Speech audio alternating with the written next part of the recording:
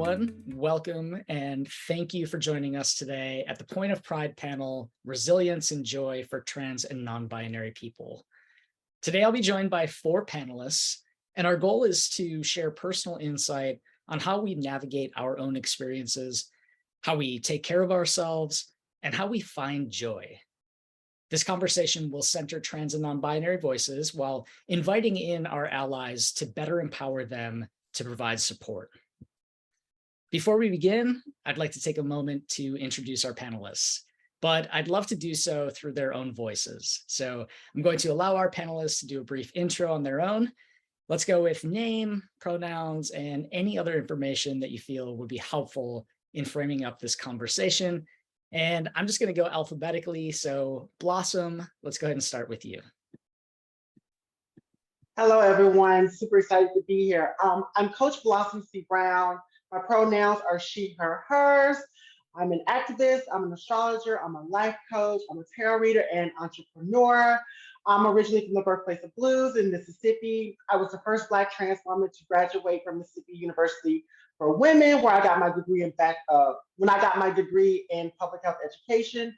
Most people got to know my story in season 1 of Caitlyn Jenner's show, I Am Kate, and for my appearance on season 13 of The Ellen Show. In 2019, people got to know me again when I disrupted the CNN LGBTQ town hall, calling for the acceptance of Black trans women, making sure we're able to stand up and have our voices heard. I have a documentary out called One Life to Blossom, which is streaming on 9 different platforms at this time. And so that is a little bit about me. Great. Thank you, Blossom. So happy you're here. Dani, let's go over to you. Okay, my name is Dani Villalobos. I am a psychotherapist, and I am Latina. My origins come from Mexico, specifically Salvatierra, Guanajuato. I am a therapist working in gender-affirming care. I'm also a non-binary person. My areas of focus are intersections of racial and ethnic identity, immigration narratives, and gender-affirming care. That means that I also want to be very thoughtful both for joy and for holding space appropriately for trauma. I would also like to just intro that in Spanish. Mi nombre es Dani, soy psicoterapeuta que se enfoca en cuidado afirmativo de género, narrativas de inmigrantes y latinidad. Como resultado, también tengo información sobre el trauma y cómo manejarlo. También soy una persona no binario. Mis pronombres en español son elle. Gracias. Thank you very much. Thank you, Dani. And Kelly and Logan. Hello, my name is Kelly. My pronouns are she, her, hers. I wear several hats. I am a therapist who specializes in gender care, and I've been doing that for probably 15 years. I also wrote a gender workbook for kids called the Gender Identity Workbook for Kids several years ago. But my most important and rewarding job is a mom, and I have 2 kids, and I feel really lucky that one of them is with me. I was doing gender care work before I also then started to recognize that I had a gender diverse kid who will now introduce himself. Hello, I'm Logan. This is my mom. I'm 17, just a normal kid. I'm a trans man. I transitioned in 3rd grade. Here I am. Oh my God, you're so cute. That's us. Amazing. Happy that you're both with us. Thank you so much. Really happy that you all are going to be a part of this, and I'll finish this here by introducing myself. My name is Chris Mosier. My pronouns are he and him, and I'm a member of the board of directors for Point of Pride, which is a nonprofit organization run entirely by trans and non-binary volunteers with a mission to help the most vulnerable members of our community feel seen and supported through access to life-saving health and wellness services. Point of Pride provides financial aid and direct support to trans folks in need of health and wellness care.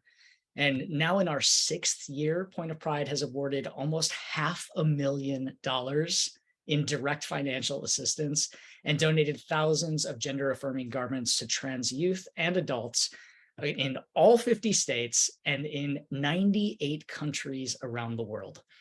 And I just got goosebumps saying that. That's so cool. In addition to being on the board of Point of Pride, I'm also a Team USA athlete and the founder of transathlete.com, which is a resource for trans inclusion in sports at various levels of play. For the last 3 years specifically, I've been working with organizations across the country fighting the recent wave of anti-trans bills and laws and providing direct support to trans youth and adults and their families as we navigate these trying times. So, for context, we've seen a drastic increase in the number of state bills introduced that attempt to limit or fully ban trans people's access to youth and adult sports, to gender-affirming healthcare, updates on gender markers on legal IDs or documents, and so much more. We've seen attacks on loving parents. We've seen attacks on age-appropriate school curriculum and even on library books. The truth is, navigating this landscape right now can be exhausting, and it is exhausting for many of us. So today we're talking about our realities, our resilience, and our joys. So to kick us off, I want us to talk about our authority and agency as trans folks in our own bodies. There's this common narrative that trans folks are born in the wrong body. And for some people, this idea may fit very well how they see their experience. But for others, that doesn't really resonate. So this is where I want us to start. I'd love to hear your thoughts on the idea of having a quote unquote wrong body. And if that doesn't resonate with you, how do you frame up your experience in terms of your relationship with your body? And Blossom, I'm going to start with you.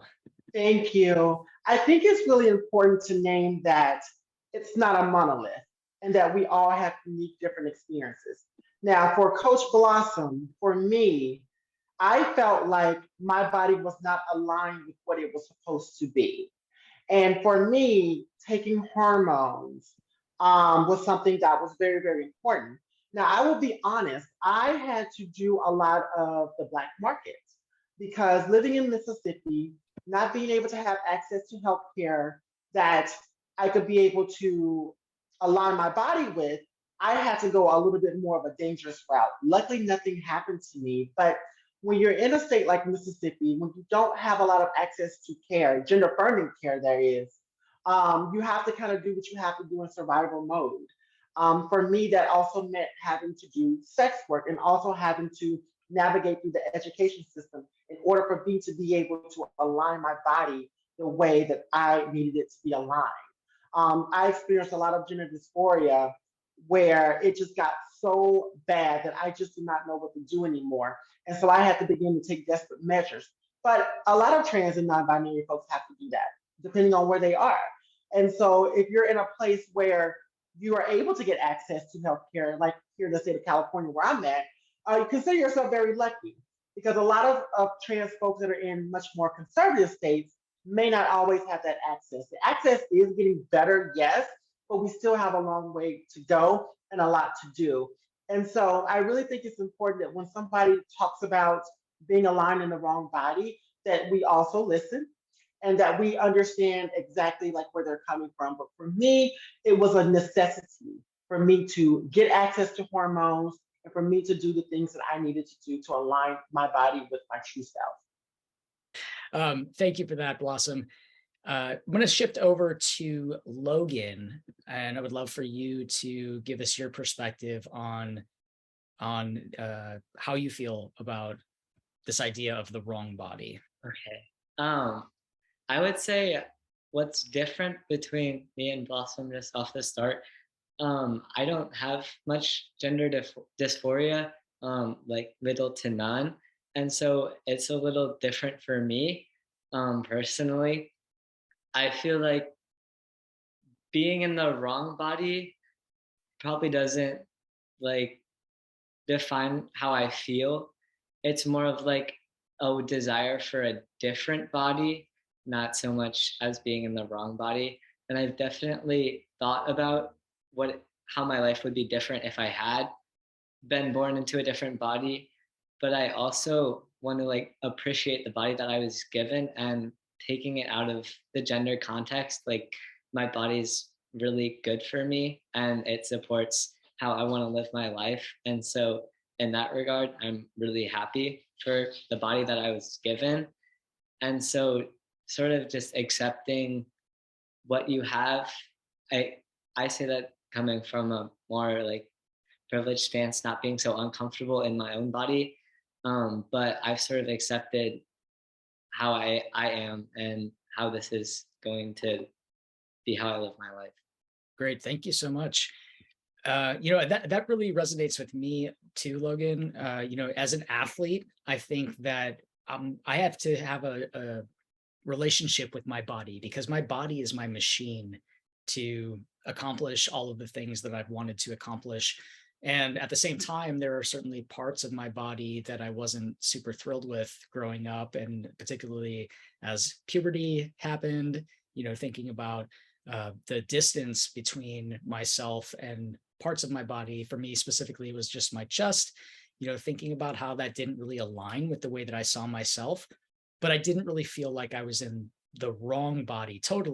Just this one piece of it didn't really match. So, I understand what you're saying, and Blossom really, understand this idea of having a great distance between, yourself and your understanding of yourself and the body that you were given, and how challenging that must have been to navigate, especially in a situation where you were, you know, looking on the black market for hormones and not having access to gender affirming care, or access in an easy way to the care that you needed to feel more aligned.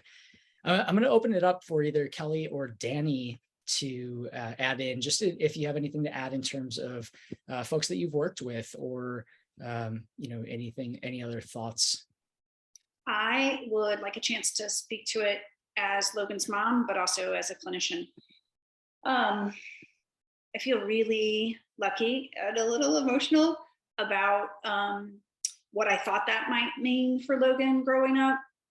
I think we're really lucky, and he's really lucky that he came into knowing early enough and was in a family and in an environment where he could get his needs met.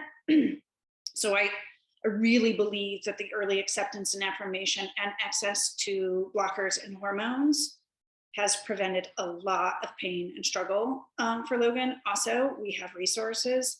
He's white, he's a trans man, undisclosed and blended. I mean, there's a ton of privilege here. So I really want to recognize that there's a lot of other marginalized communities that would have a much, much harder time. But I was really scared that there would be a lot of loss and distress and pain around his body.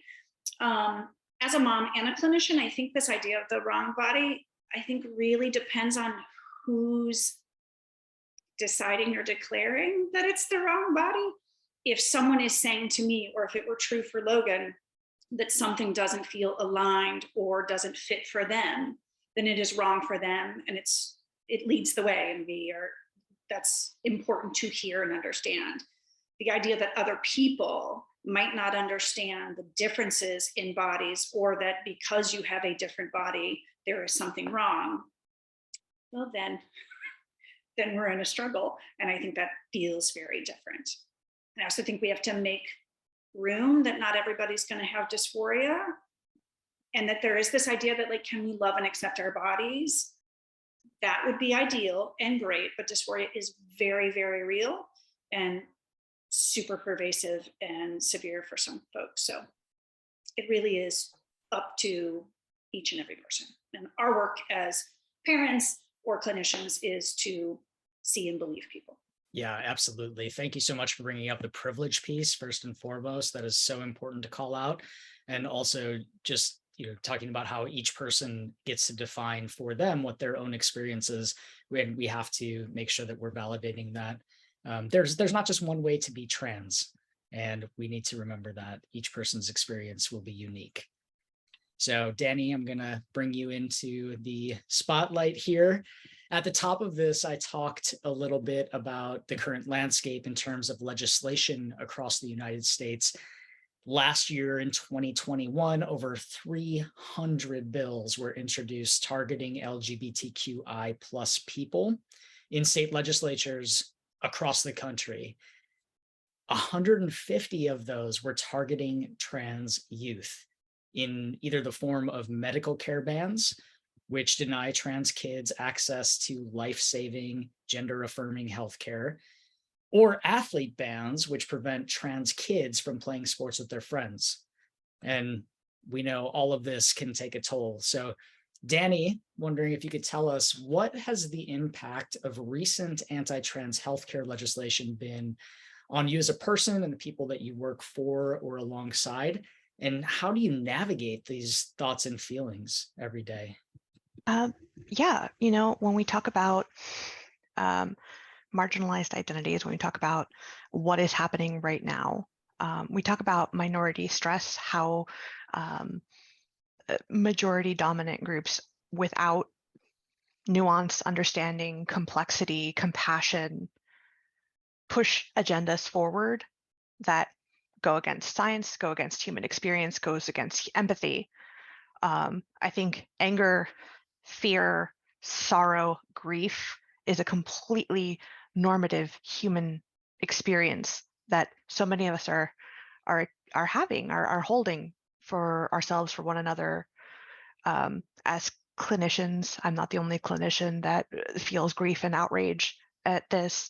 I know in talking to my communities that so many trans and gender nonconforming people are horrified. And part of the horror is the shock experience, the gasp, that I don't know what to do. And I want to just really recognize that that is very human and that is very understandable. And also, as we move through that, then come the feelings and the energizing in the body towards action. And if that action is connecting towards others, towards community, towards community organizing, towards activism, trying to direct that, if one has the privilege of finances, of time, of safety, that there's outlets. I think that there was I want to say New York Times article right in the middle of the pandemic talking about indicators of anxiety being, before the pandemic, 1 in 12 Americans, and then going 1 in 3. Well, this was a generalized sample of people. If we were to sample, trans and gender nonconforming populations, what must we be feeling, frankly, in the face of all of this, especially those of us who have intersecting identities where there is stacked minority stressors.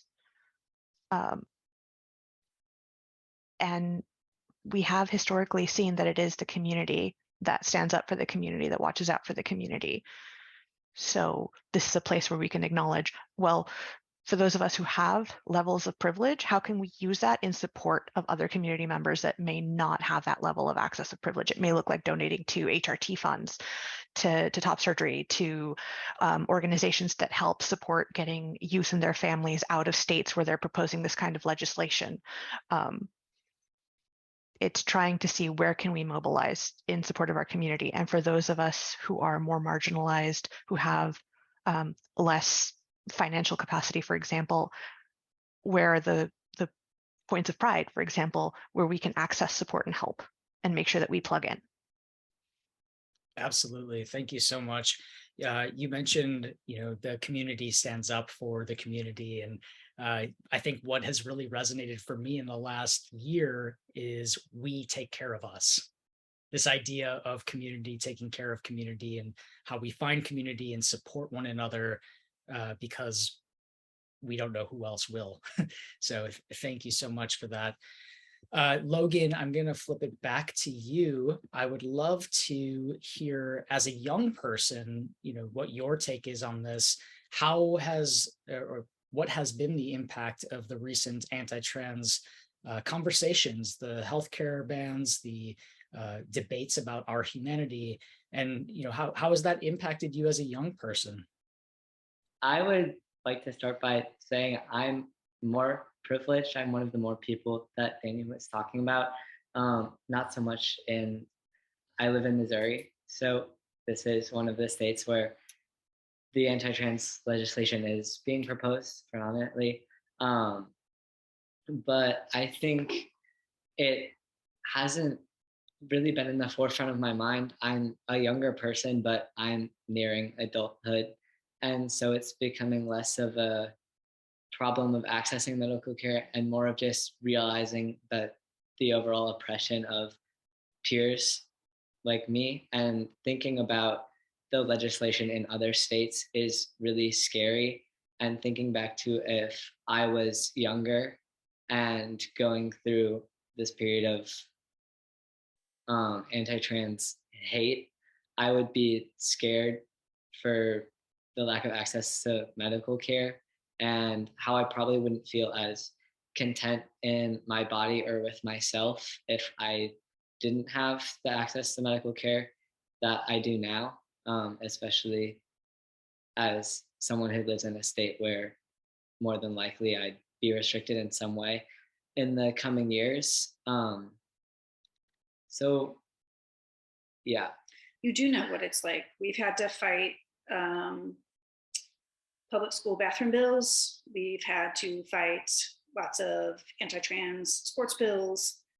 Logan and I have probably gone down to the state capitol 4 or 5 different times and just, let our hearts out in front of a bunch of people who are super misguided and uninformed. And it's scary. I mean, it's absolutely prolonged trauma. And again, you will hear us say it over and over. We know and recognize our privilege. So I just multiply that for many, many other people. And it's an absolutely unnecessary, abhorrent time. It's just such an absolute waste of people's power and energy and beauty. Well, going off that, I'd say I'm really lucky and privileged to have such supportive family and medical care. Even living in Missouri, living where I do, I have access to more healthcare than more rural areas of the state. And so I'm really lucky to be able to trust my doctors. And I feel like that would change if I didn't have access to that sort of support. I would be more concerned for going forwards if I didn't think that the people around me would do everything to make sure that I had the medical care, even if it was illegal in the state. Yeah, we have a gender center here in the city we live in now, which is an absolute gift. They're really beautiful people. But I also think that Logan knew, and I was deeply committed. We considered the need to move out of state and would have done that if we needed to. And I think Logan also knew I would stop at nothing. I will break laws. I will go underground. Whatever it is that Logan needed, we would get done. The fact that we have to be prepared to do that, or even teach other people to be prepared to do that, on the soft part of me breaks my heart, and on the other part just absolutely enrages me and inspires the work that I do. It just should not be this hard. That I would say that too. Even not personally having to worry about it, it impacts the way I see how other people just treat other humans in general, nonetheless, trans people. And I just feel like going forward, it'll show up in the work that I do. Yeah, Kelly, what you just said about it breaks your heart and it also enrages you and motivates you to continue working. I think that's, kind of speaks to what Dani was talking about holding both joy and trauma at the same time, and how important that is to this conversation, that that the impact of these bills, the impact of these conversations is layered, and it can inspire us into action, but it also can break our heart, and it can be extremely difficult and yet motivating at the same time. And Yep. so it is complicated. I also just want to call out what you said about heading down to the state capitol, where for so many people across the country, they live hours from a state capitol. And to be able to actually take time off of work or off of school and to travel to a state capitol is also, a form of privilege, as you mentioned. And it's also what state lawmakers are banking on, that people won't show up, that people won't be able to get off of work, that we won't be able to access that space and have our voices heard. So it is so important that we have people who are able to go and do that, who do have the privilege of time off of work or off of school, or the ability to travel. But we know that that's not the case for every member of our community. And so there's a big responsibility for those folks who actually can make it, to make sure that our voices are uplifted and heard. So thank you. Blossom, I'm going to kick it over to you. So you are very active on social media, very visible in the community, standing up, speaking out in large forums, and all of that provides a platform for you to dispel the sort of myths and misconceptions about the trans experience, and also share your own experience, which you've done, very openly. But the social media also opens us up to discrimination and unwanted opinions, harassment, and combine that with the state of the world and the anti-trans healthcare legislation, there can be a big impact. So how have you been navigating this current situation, and thoughts and feelings? Yeah, having real conversations has been very, very important. I cannot talk anymore without really complimenting both Kelly and Logan on what they said, because, I see that they're intentionally mentioning privilege, and that's so crucial and so important because, yes, as being white, there's a level of privilege, but then there's that intersection of transness. And it's that transness where there's a lot of trauma, there's a lot of transphobia, and a lot of things that are happening there. And, you know, as an activist myself and as someone who's Black, I think it's very despicable and disgusting that it's a lot of our Gen Zers who are trans and non binary that are having to fight for their rights at such a young age. Kids around that age should be focusing on school, having fun with their friends, doing things that they love. But then you have these grown people who are wanting to take basic rights from kids. These are still kids. And I've never really understood that. And so when I look at my platform, when I look at everything, I'm very disgusted at really what's happening. And I'm even more disappointed and disgusted at some of our LGBT brothers and sisters, because when I think about anti-trans legislation, I wish they would have kept that same energy for that like they did gay marriage. When gay marriage was being threatened, all of a sudden at the government level, there's all of a sudden these protections that are implemented to protect gay marriage. And I will always wish and hope that we keep that same energy for trans rights, for these anti-trans legislations that want to take the basic human rights for trans people. It's like there's this whole thing in the whole community, in the whole spectrum, where, okay, this side got what they want, but you're not going to get what you want. We got what we need, it's fine. And it's very disappointing. And it also talks about that privilege of cisness. That privilege of cisness that some of our LGBT brothers and sisters can navigate, that gets them access, that a lot of trans folks have to go stealth to get that same access and those resources in order to survive. And having the platform to talk about that is very challenging, to be quite honest, because there are some people within our own community that just don't want to get it. We want to hold heteronormativity accountable for what's happening within our community, but we're not willing to hold some of our very own accountable, to call them into the room. And so for me, it's like, okay, when is it going to be our turn? When are we going to finally be able to see the light of day? Now, I think that we are the most resilient entity here around, to be quite honest, because for people to take notice of our experience is powerful to me, to be quite honest with you. I don't think of it as a bad thing, despite all of the hate and everything that has been happening towards our community. It's like, okay, we're visible now. It's what we decide to do with that visibility that's going to make a change, that's going to make a difference. And honestly, it's going to take people with access, it's going to take people with resources to not only hold people accountable, but hold people to consequences.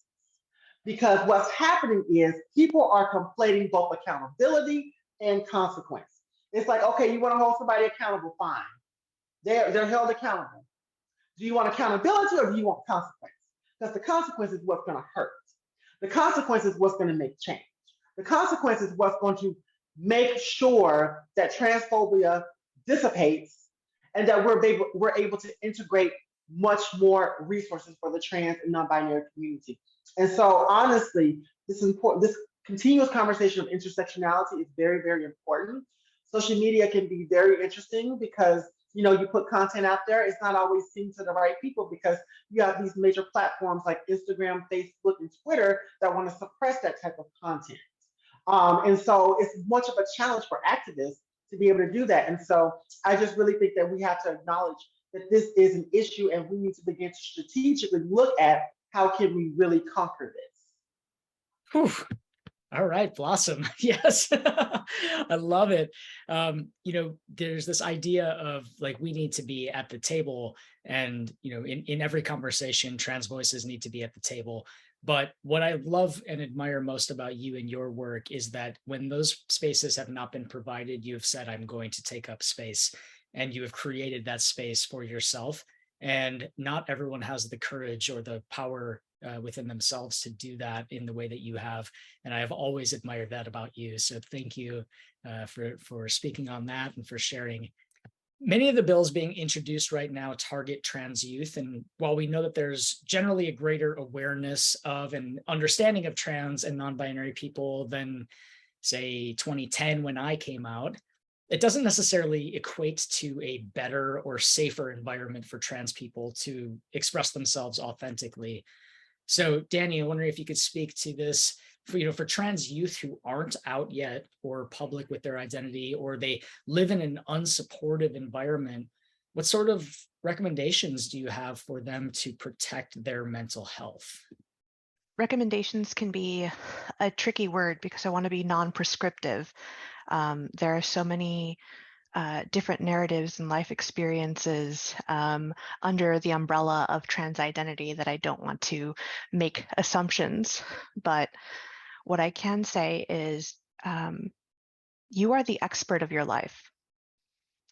No one else can wear your skin, can live your experience, can breathe your air, and tell you who you are. So I really want to start with that. You are the expert. Whatever language matches your experience or best connects, even if it's not quite right, it's okay to honor that. Not everybody will have the full humanity to honor that. That doesn't make it invalid. Not everybody can receive the gift of your full authenticity. That does not mean that that gift is invaluable. It's a really, really precious, precious gift. If somebody can't see it, that doesn't mean that the rest of humanity can't. You may have to be really thoughtful about who you disclose to and how. You get to make that determination. In the meantime, are there opportunities for congruence, even if they're not large and overt, even if they are changing nail polish on your toes and wearing closed-toed shoes, a change that you can feel and experience that doesn't have to be broadcast.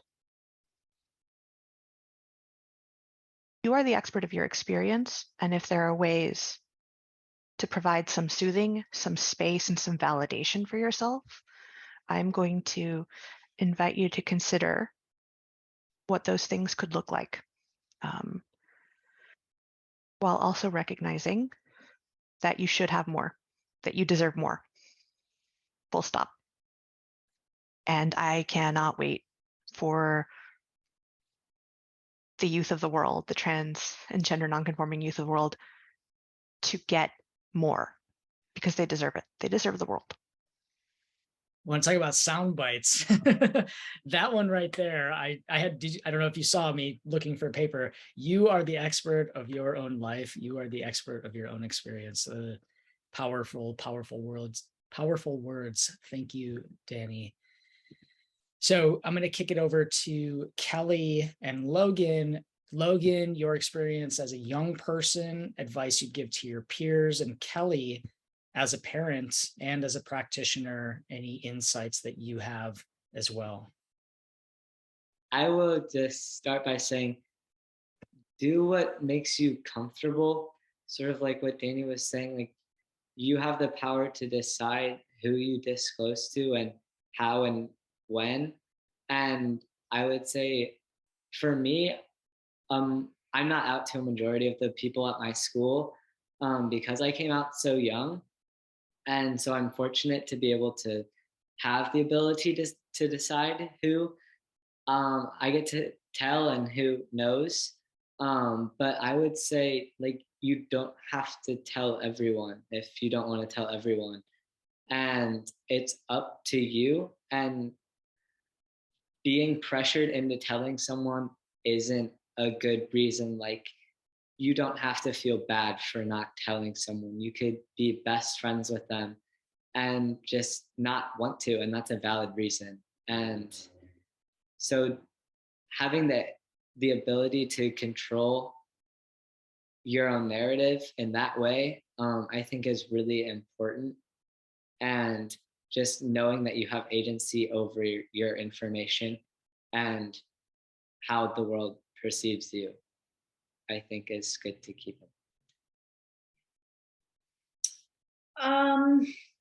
My thoughts as a therapist, first, much of the work I do is to acknowledge that this sucks, and it sucks real hard. And I'm going to hang out there for as long as we need to so that people feel seen. Then we're going to get to, how do we make this suck less? Some ideas. Dani, you had some really beautiful thoughts. I wonder about online communities, support groups, connection, even online gaming. I have a ton of trans and non-binary people who love to game and get in, I don't even know what it's called, little cool groups where they find other queer and trans people, or they get to go on and use a different name or show up as themselves or create an avatar. And for a lot of folks, that can be really powerful and give you some space.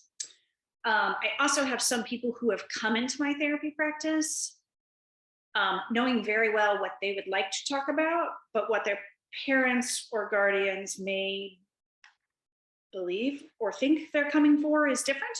So just seeking out or asking for some general therapeutic support and hoping, or seeking out someone like, hey, I think I need this, and I'm thinking about these two people who we know are gender affirming, can get these folks into a space where then we as therapists can give them support.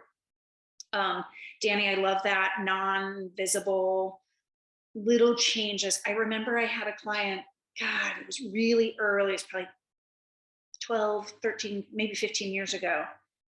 And she wasn't ready. And like, she changed the scent of her soap. And she's like, okay, that's something. She changed the color of the pen she used. Like, these were all the pieces. I mean, it took her probably 3-4 years to allow somebody else to know her, but slowly being able to claim things that felt more like the outsides meeting the insides, but in a way that's not visible and doesn't like require disclosure. I also think relish and paint and believe and build this dream about what your life is going to be like when you can get safer. If that is launching from your family of origin, if that is moving communities, if that is gaining medical access, believing that that opening does exist and creating rich narratives and imagery around what you want the truth and reality of your life to be. I hope gives some people some relief as they have to wait often years to live into it. The point of this, I think, is that it doesn't have to be a big production for anyone else. This is things that we do for ourselves to find our own comfort, and that looks different for different people. One of the things that we sometimes hear is about not being trans enough. And I just want to re-emphasize and reiterate what you all have said, is that this is a journey, this is a personal experience, and that there's no wrong way to have your experience. There's no wrong way to have your life. So even if things don't feel like they're aligning for you, your experience is your experience and it is valid. I'm going to shift gears a little bit and kind of go back to our first question about being in that wrong body and talk a little bit about dysphoria as well. So dysphoria is defined as a state of unease or generalized dissatisfaction. And it's a common word in our community in terms of how some trans people view their bodies or their experience. And so, I want to talk a little bit about self-care on days when we're feeling dysphoric or having tough dysphoria days. And I'm actually going to kick it off with you, Blossom. You had talked a little bit about dysphoria in your intro answer, and I'd love for you to pull on that thread. Yeah, dysphoria, like you said, looks different for everybody. For me, meditation is something that's very, very important, but it took me a journey to get to that place spiritually. For the longest, I thought that using substances was a way for me to be able to cope and numb myself. And I had to move away from that and try much more wellness practices. And wellness within our trans, non-binary, gender non-conforming community is very, very important, because what does wellness look like? It looks like how it's supposed to look for you. And that can look many different ways. For me, being able to go out and maybe hike, maybe me listen to meditation music, maybe me listen to music. Those days when I feel dysphoric really do help me navigate that dysphoria. And it's just really, really important to understand the importance of mental health when we talk about dysphoria, because the state of your mental health really does say a lot about how you can be able to alleviate that dysphoria. And for me, it's really, really important to check up here first with my mental health. How am I feeling? How am I doing? What thoughts am I actually having? For me, I like to write those things down, and I like to really evaluate what I wrote down and what I could do to stop thinking these thoughts or feeling the way I need to feel. And so it's not really easy, because a lot of us, because a lot of us have that dysphoria with our body, a lot of us don't know how to be aligned with ourselves. And people don't understand that that's a journey too. Self-love is a journey for some of us. And for those of us that do have to take that journey, understanding grace, compassion, empathy for yourself, like we would for somebody else, is very, very important. And that was something I had to learn to realign back into my life. So for me, being able to meditate, being able to be around friends, positivity is just something that's really, really important.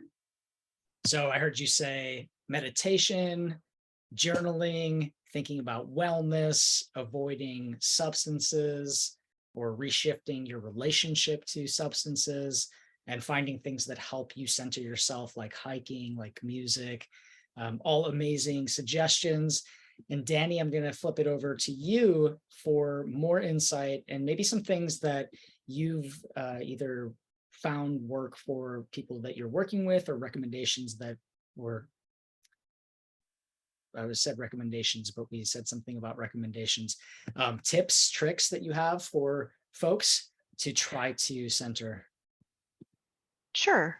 So, I want to start off by acknowledging that, again, trans is an umbrella holding many, many different kinds of experiences and narratives. And so the concept of dysphoria isn't just, doesn't show up in just one kind of way. There can be a whole myriad. So I want to honor, like Blossom said,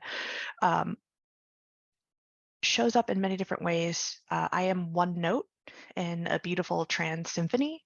And so I want to recognize that I speak from my own perspective, and I also speak from a clinical perspective, so maybe really two notes.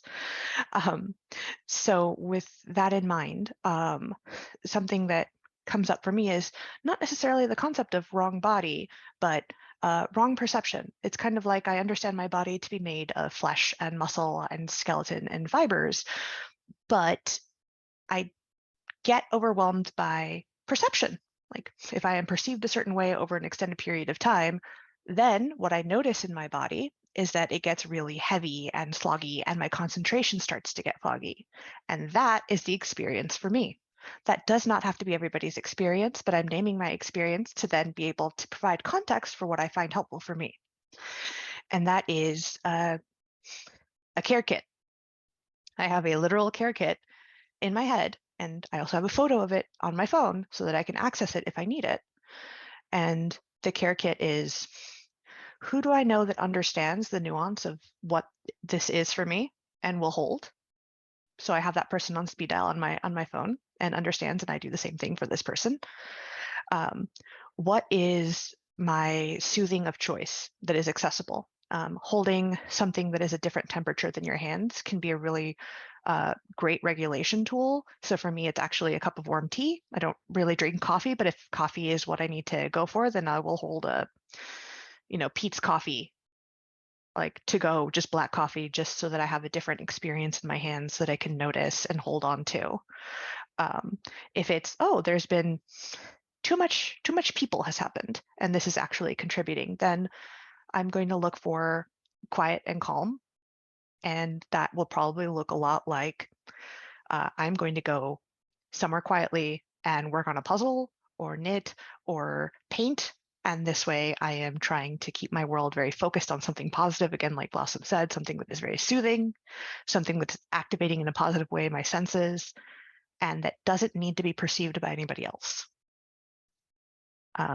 This is one example of kind of providing like context and how that dysphoria shows up for me. It can show up differently for many people. Mindfulness meditation can be really helpful. There is a DBT tool, Stone Flake on a Lake, that some people find very soothing because it's not necessarily focused on one's body, but focused on an imagery and really holding that very soothing imagery down.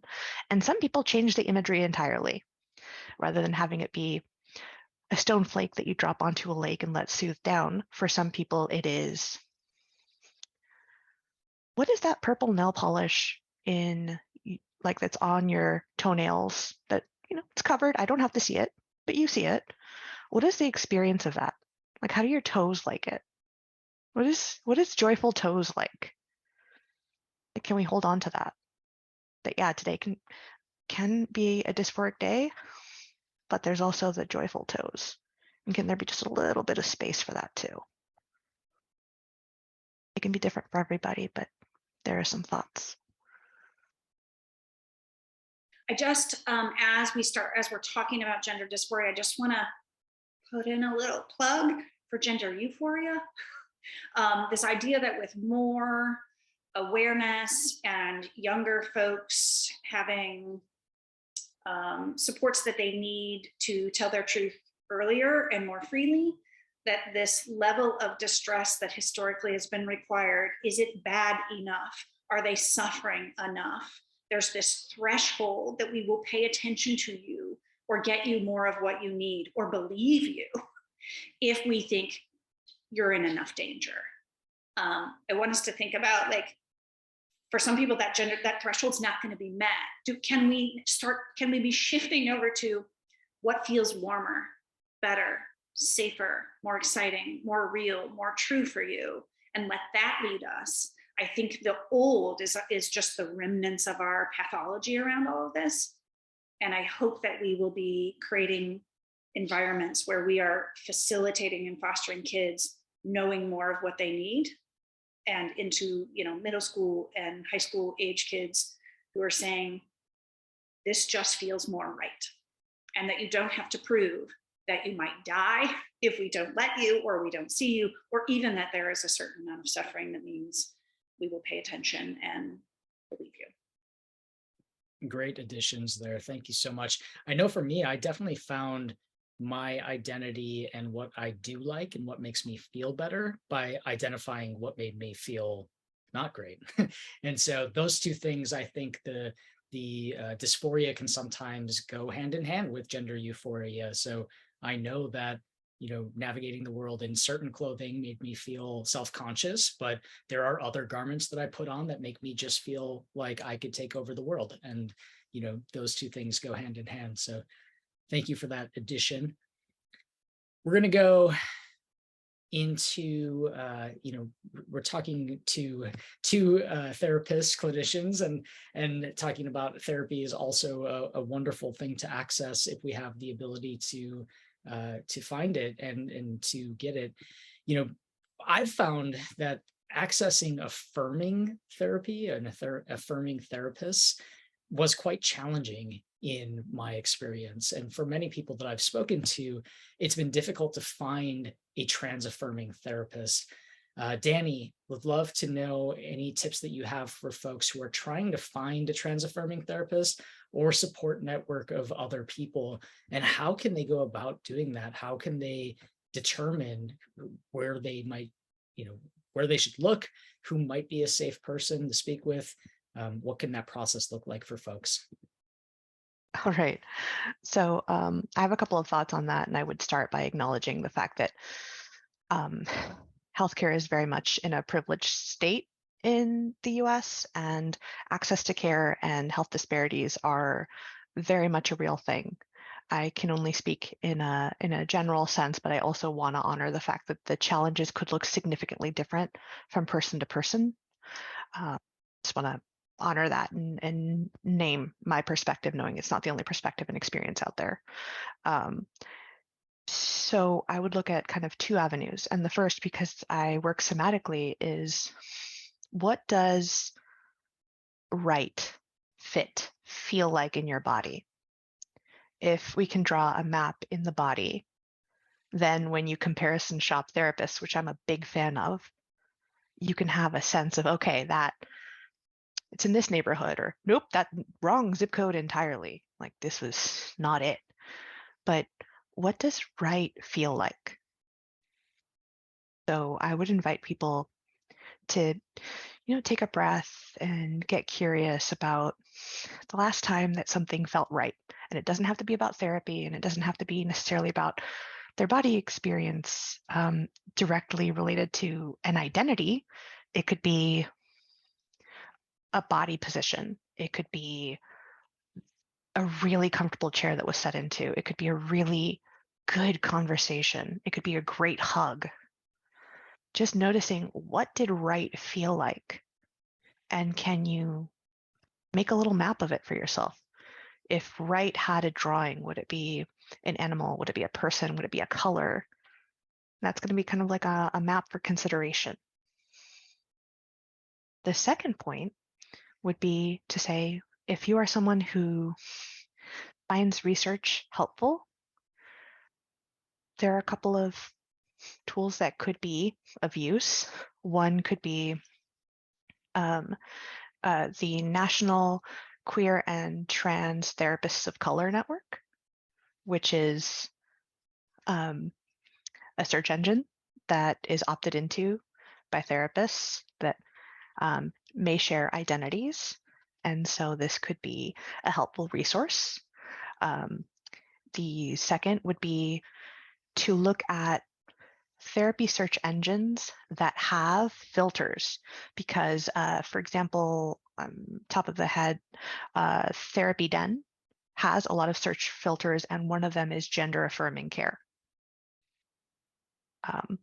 Other tools could include, if you listen to talks on YouTube, if you see blogs that you like, sometimes they are by providers and they can provide a resource. I may not be able to take on, all of the clients that, in my heart I'd love to, but that doesn't mean that I don't work with gender-affirming consultation and can't say, in the event that, knock on wood, I'm full, like, here are other people that I know of. You may want to talk to them. So if a provider may not be able to take on another client at this time, that doesn't mean that you can't. It's totally on the board to say, well, do you have any recommendations? Is there anybody that you consult with that you could share a name or two? So just some thoughts if people are open to research or ideas. Great suggestions. Thank you, Dani. I'm going to do the same question for Kelly. Anything to add? I think Dani did a really good job of covering that. I think the only things I would add, looking around even in your state for LGBTQ centers or clinics. Again, they may not provide such a service, but they're going to know who's doing what in the area. There are also some good national and regional hotlines that don't require you to be in an absolute crisis or actively suicidal, but places here in St. Louis, we have a hotline called Squish, where if you just need a friendly voice, or you need access to resources, or you are in a mental health crisis, that there is someone to call. Trevor comes to mind, Trans Lifeline, and they will also help look for resources. I would say once you start looking through the profiles, and I agree with Dani, I think Therapy Den is good. I think those collectives, again, LGBTQ or trans therapist, and then you put your state or your city, all good ways to start looking at folks. And I think when you start looking at profiles, sometimes there's a couple paragraphs. I really don't feel good about it unless I see people explicitly. It's one thing to see it in a list of, the 33 things that people specialize in. You're like, oh, really? That's a lot. I typically want to see that spelled out when someone has a limited amount of space to talk about what they do. That should be top of the list. And then paying attention to the words they use. Make sense? Do they seem informed? And then Dani's right. Shop, figure out in your gut what feels right. Don't stop till you get it. Excellent. And I think a lot of this has been changed too through accessibility via Zoom, with many practitioners also now going to virtual sessions. So hopefully that opens up some options for people outside of their limited area where they live. Blossom, I just wanted to get any insight from you, from your experience, said that you were in the South, you're now on the West Coast, so you've been across the country. And what was your experience like trying to access care? Do you have any tips that you want to add? Absolutely. Educating yourself, doing the research, kind of seeing what's kind of in your area is very, very important. I always will say supporting trans-led organizations is very, very important. Mostly because when you go to those trans-led organizations, they can give you resources that make you feel comfortable and safe, especially as a trans person, to be able to navigate healthcare services or mental health services or whatever services you're looking for. That could be very, very helpful as well too. I feel very lucky because I ended up working at a place that had very good insurance, but I know that's not the case for every trans person, because again, I will always say that everybody that lives in the trans experience is always in survival mode. I don't care what your race is. I don't care what your gender identity is. You are always in survival mode, whether you consciously are aware of this or not. And so it's really important to do the research on resources that are around. Supporting trans-led organizations, figuring out what's right for you and what's not. And The reality of it is, within our experience, a lot of resources are kind of trial and error. There's a lot of things you have to think about because, we have a lot of undocumented folks within our trans community who may not always feel comfortable to access these resources. And so what about them? What does that look like? Here in the state of California, we do have resources that really do complement folks who are undocumented.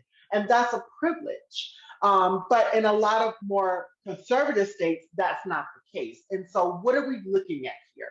We have to begin to peel back the layers of identity intersections to really look at what resources are needed. And I had to really learn that coming from the South to here. I think the South has progressed a lot more than what it was about 10 years ago, but there's still a lot of work to do. And so, how do we do that work? What does that look like? And what does survival look for us now? And so I just really think it's about just navigating, doing your research, doing your homework, creating a support system, which is very, very important, looking for where support is. Again, when we talk about intersectionality, there are some spaces that don't always feel safe for some. You could be a certain identity and this space may feel safe for you, but then if you're a Black or Brown or Indigenous person that may be trans or non-binary, you may not necessarily feel safe in that space. And so I have definitely seen anti-Blackness, racism, and so many other isms be at play when it comes to resources. And so we have to be aware of that not every space is meant to be safe for everyone. And how do we begin to make that space safe for everyone? Right? That's like the questions we have to begin to ask. And so that's kind of where I would land with it. Great. Thank you so much, especially for bringing up undocumented folks. That is such an important call out, and I'm really grateful that you brought that into this conversation. Blossom, I'm going to stay with you, so hang with me here. Starting off on this question about boundaries. So sometimes the most impactful self-care that we can do is setting important boundaries and even making some really difficult decisions. We know, particularly around this time, boundaries with family and close relationships can be some of the most challenging to navigate. And, particularly around the holiday times, can be even more difficult to establish and maintain boundaries. So do you see boundaries as a form of self-care? And if so, can you give us some examples of boundaries that you've had to set and how you've navigated those experiences? Absolutely. Boundaries, I had to learn about boundaries myself. Boundaries are very, very important for your wellness. It's to keep you safe, it's to preserve your friendships, your relationships with other people. But boundaries really do keep you in line. When it comes to asking me certain questions about my identity, I had to kind of learn to actually put boundaries in place because people will reduce conversations down to your genitalia. And we do know that it is not, your genitalia is not about your trans, to be quite honest with you, okay? And I think people who do not understand the trans experience or who want to learn about the trans experience do not recognize that. And so for me, I've intentionally learned how to put boundaries up when it comes to talking about my genitalia as a trans person, because that's not my identity. That's not my whole existence. And so when you conquer that nuance, you start putting healthy boundaries there because people need to understand what they can ask you and what they cannot ask you, what makes you feel safe. Because ultimately within this trans experience, we want to feel safe. Just like Logan was saying earlier, you don't have to disclose if you don't feel comfortable to. And a lot of the times, the reason why a lot of us don't is because we don't feel safe enough to do so. So putting that important boundary there is key. And, the reality of it is, I think we also have to kind of shift the narrative to understand that boundaries help build better, stronger bridges with other people. Because when you're educating people, they begin to understand, okay, this is appropriate, this is not appropriate. Okay, how do you identify? Okay, I need to understand that what I've been taught and what you are presenting in front of me are two different things because you actually live the experience. This is your experience. I want to listen to how you navigate. Okay, so let me understand that. And so, having healthy boundaries in place really does, I feel, begin to expand on the conversation a little bit of what's right and what's wrong when it comes to educating, trans people educating. But I also put up this boundary of belief that, um, in my experiences, if I have to educate you on certain things, I need a check. I'm gonna put this boundary up and say, wait a minute. The same way you go to college and you pay tuition to learn from professors, you can pay me to come teach you about my experience. I had to put a hard boundary there because number one, I gotta keep a roof over my head. I gotta get food in my stomach. I have needs, right? And so I just really think that boundaries are very, very important. And people always assume that boundaries are a bad thing, that it's just to keep you away, that, you know what I'm saying? Like you're thinking that they're a bad person because you set up boundaries, and that's not the case. And so I had to learn to rewire what boundaries are and understand that it's actually much more healthier. It actually implements more of a healthier conversation between people, a healthier dialogue, especially, which is very, very important. And yeah, boundaries are very, very important. And once we begin to understand our own boundaries, that's when things begin to be key. And when we get to that point, that's when I feel like the floodgates and more doors of conversation will begin to open. So understanding where your boundaries are is very important. Yeah, that really resonated for me with the social media piece, particularly, thinking about that educating. And, there are so many of us who do free education online just as part of our experience, the sharing of our own experiences. And, I'm one of those people that put myself out there and share my experience. And at the same time, it's also my living. It's how I make money, how I get paid. And there are some very clear boundaries there that had to be set for myself as well. So I was right there with you on that one. Uh, you talked a little bit, Blossom, about boundaries for you in terms of talking about your body. I'm going to shift a little bit to Logan. You shared a little bit about boundaries earlier in terms of disclosure and sharing your experience with other people and, who you tell, as Blossom had mentioned as well. But sometimes when we think about the future, it can be hard as a young person to think about your future. Can you share some perspective for folks on what this has been like for you in terms of navigating your experience looking forward, and maybe some of the difficult decisions that you've been faced with that people might not think about?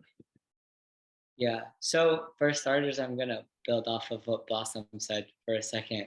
Um, Sort of with like deciding on who to disclose with, it's not so much a matter of I live in a place where I feel like the queer community is really accepted. And so it's not, people are like, well, why don't you just come out? And I'm like, yeah, like there's nothing inherently wrong about me coming out. It's just, I don't have to. And so like setting that boundary of like, just like not having to do something simply because you don't want to, and not being pressured by other people. Um, but sort of also going off what Blossom said, I have a different perspective, because most of my peers who would ask me maybe about my life or like my trans journey, um, it's very rare that few people would genuinely ask questions. And so, as a young person who has that perspective, I feel like it's important to open up, and share. And I have boundaries. Like I wouldn't just answer any question, but I feel like my perspective is very valuable, and so I'm more apt to share than maybe other people would be. But I'll talk about decisions that I've had to make. When I turned 15, I was I had to decide whether I was going to go into T or pursue any fertility preservation. And I remember talking about preserving fertility since I was like 10 with my mom, and having to come back to that when I was 15 like a pinnacle moment in my trans health medical care. And I just remember thinking, and you back me up on this, like thinking that even if I do it and I don't end up needing or wanting the eggs that I harvested, I can't live with the regret of not doing it and wanting it later in life. And so having to sacrifice the discomfort of actually going through fertility preservation was worth the, yeah, it was worth it to go through the discomfort. And that was all after I had been assured that I wouldn't lose myself and I wouldn't lose my body and everything that I'd worked through, like on blockers to preserve. And after I was assured of that, it freed me up to make the harder decisions with less consequences than there would be. And one big thing, especially now as I'm looking at colleges and deciding where I want to live in the future, I feel like being trans definitely influences that. And at least personally, I know I haven't looked really at any landlocked or southern state just because of their stance on trans issues. And it's really swaying where I think I'll end up and where I want to study, simply because I don't want to be in a place that doesn't affirm my identity.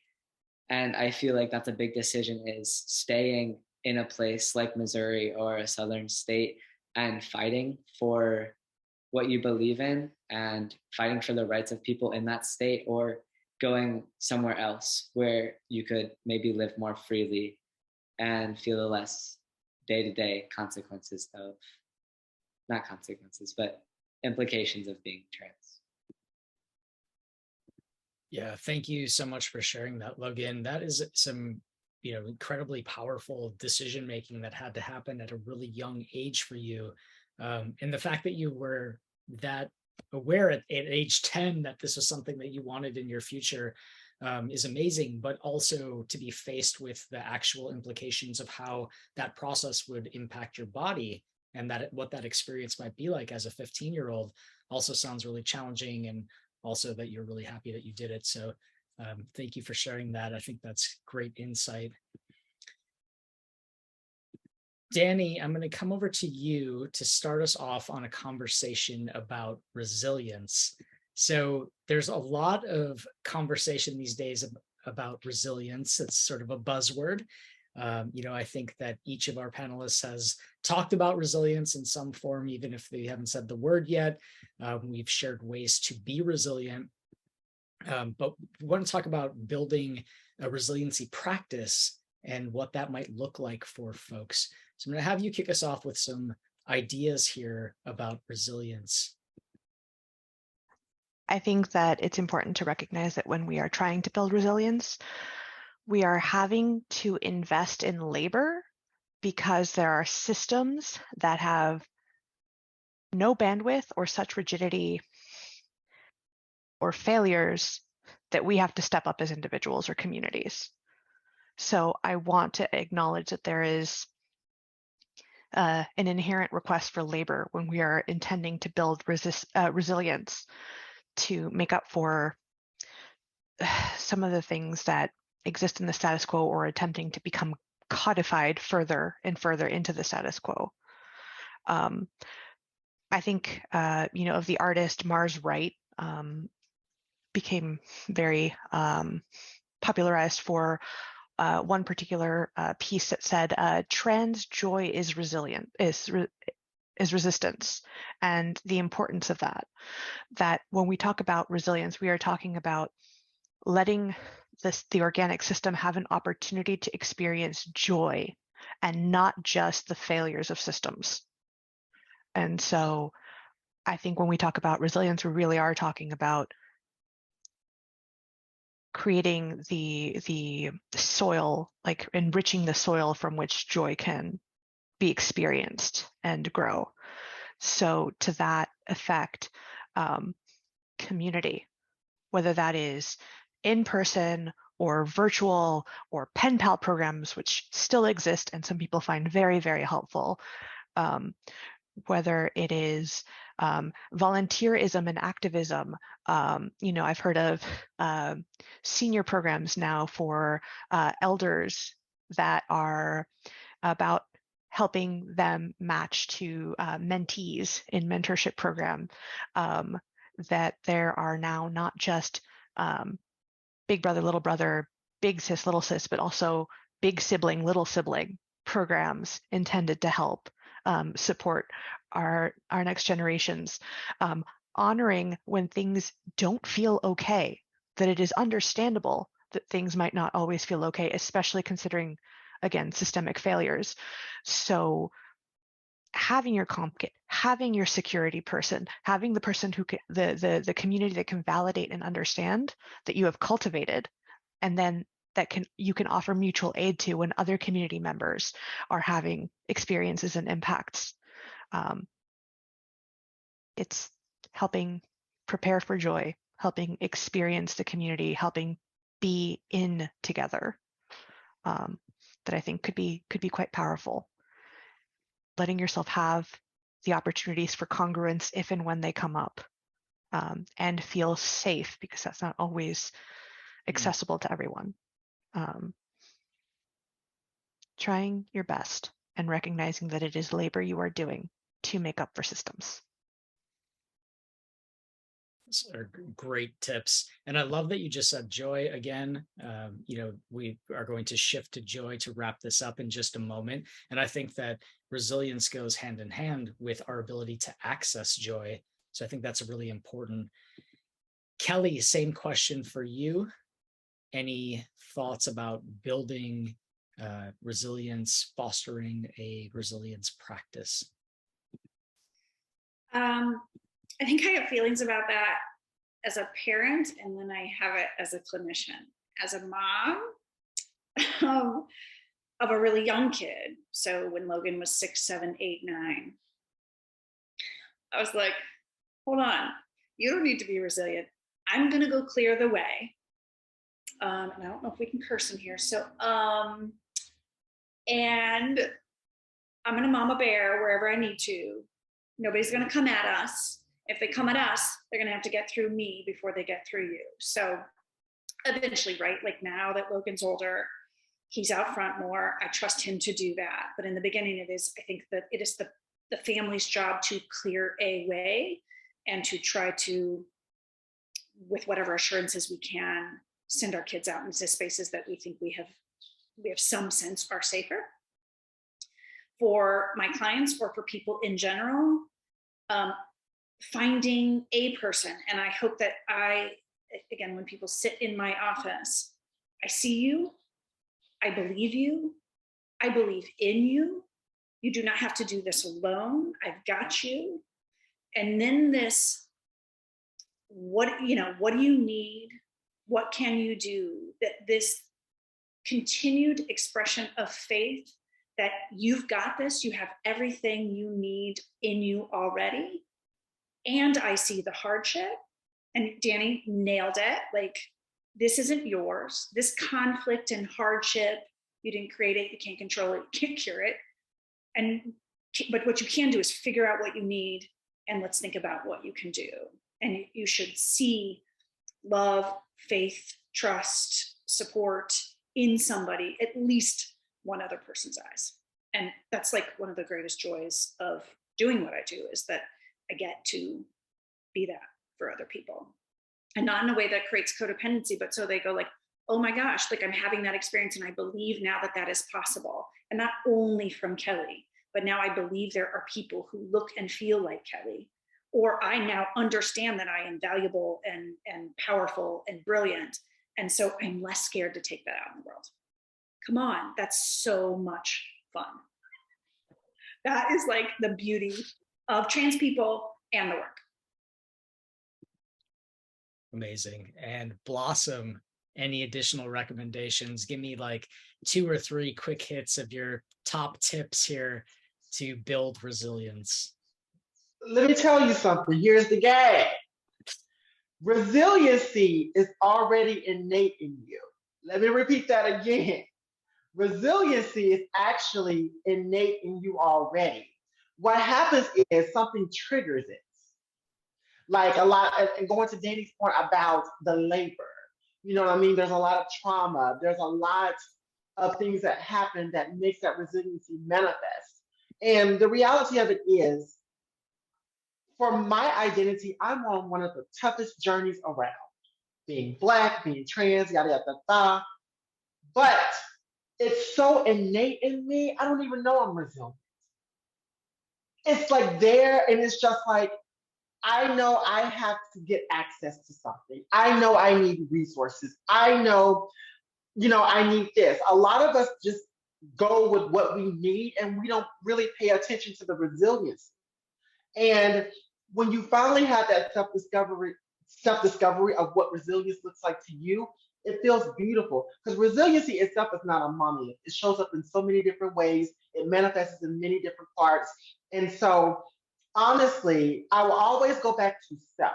Okay. Beginning to understand who you are, beginning to understand your triggers, beginning to understand how you handle trauma, and then really take a look at the blueprint that's already innate in you, which is resilience. How are you resilient? Like, really sit up there and ask yourself, okay, I got up today, I went to school as my true self, I came home to my family. That's resiliency. The simple, small things that you do in your everyday life is resiliency. I think sometimes what happens in our society is we feel like we have to measure what that resiliency looks like. Like you have to do something major in the day. If it's just coming home to your family, that's resiliency. If that's just waking up in the morning and taking a fresh breath of air, that's resiliency. If that's you getting on the school bus and somebody calls you something transphobic and you are still headed to school and doing what you need to do, getting in your classes and everything, that's resiliency. We just don't really pay attention to it. And the thing that I would honestly say, the major tip I would really say is nurture your resiliency, honor your resiliency, take care of your resiliency, even if it means giving yourself a pat on the back, just as something small and simple as that. That is beautiful. If you want to go buy a dress or a hat or something, do that. But honor your resiliency and understand that it's already innate in you. It's just how you choose to it's how you choose to bring it out of you and how you want to use it. That's important. Blossom, this really reminds me of what you just said is amazing, and it popped up for me. This idea of being courageous, right? Oftentimes I hear people say, "Oh, you're so brave for coming out. You're so courageous for being Yeah. who you are." And that sounds very similar in that, a lot of us are just doing what we have to do to survive, to live our life, and don't consider it an act of bravery or courageousness. And I see the parallels in what you were just saying about resiliency. That really resonated for me. So thank you so much. All right, this has been an incredible conversation and hopefully helpful to our audience. Certainly felt comforting and therapeutic for myself to be a part of it. So thank you all. Thank you to our panelists. I want to shift gears as we wrap up. We've mentioned joy. We've touched on it a couple of times, but so much of our daily news intake highlights what I like to call the trauma and drama of the trans experience, the many ways discrimination and bias are shared in the world, and all of the harms that are coming our way. The bills facing our community and the negative experiences around the trans experience. I want to focus instead on joy. In the past few years, I have seen joy transform my life by using joy as a form of resistance, which was mentioned before. And I really believe that the intention of the attacks on our community is to try to force us to live in the shadows and remove our access to daily life, and more importantly, to the joys of our lived experience. So I want to wrap up with this. What does trans joy look like to you? And I will start with Logan. For me, trans joy looks a lot like cis joy. It's going to high school, it's having fun, doing what you want when you want, enjoying what you have when you have it. And I feel like once you accept who you are, the joy sort of just comes along, and the joy is in what you do every day. Love that. Yes. Blossom, how about you? Oh, that's cis joy. Come on, you better give me that, Logan. I needed all of that. You wanna know what's so crazy, y'all? I woke up one day and realized I am joy. I am joy. When I walk through a room and I know people are looking at me, just staring at me, I bring the joy because I am joy. And for me in this world, I want to shine my joy to other people. I want to help share my joy to other people because that's what I love to do. Waking up every day, living in who I am, discovering new things about my being, what I like, what I don't like, is so beautiful. It's so joyful. And joy is just really just showing up, loving the person that you are, loving those around you, for themselves, and just really, really experiencing life, is so joyful, and just not letting anyone take that joy, protecting your joy, is really, really important. So yeah, that's what joy really looks like for me. I am joy. Blossom is joy. I feel that. Absolutely. Absolutely. You light up a Zoom room for sure. Dani, how about you? I think joy for me is recognizing the intergenerational tapestry of trans elders, my place in that tapestry, having the opportunity to meet trans youth and support them and really earn my place. And in 30 years, getting to 30, 40, 50 years, getting to be one of those elders that can talk about what was and be awed by what is. That is joy for me. Amazing. Kelly, what does it look like for you as a parent? This is how I came to the work. It was for me about spreading the good word and the good news. And the greatest joys in my own life and in my work is watching when people move from that conflict and fear, and they realize the conflict is not mine. That belongs to other people. So when we can step outside or beyond that conflict or worry or fear and release that and let it go, it is unmatched. The pride and joy, the way kids thrive and parents get to love.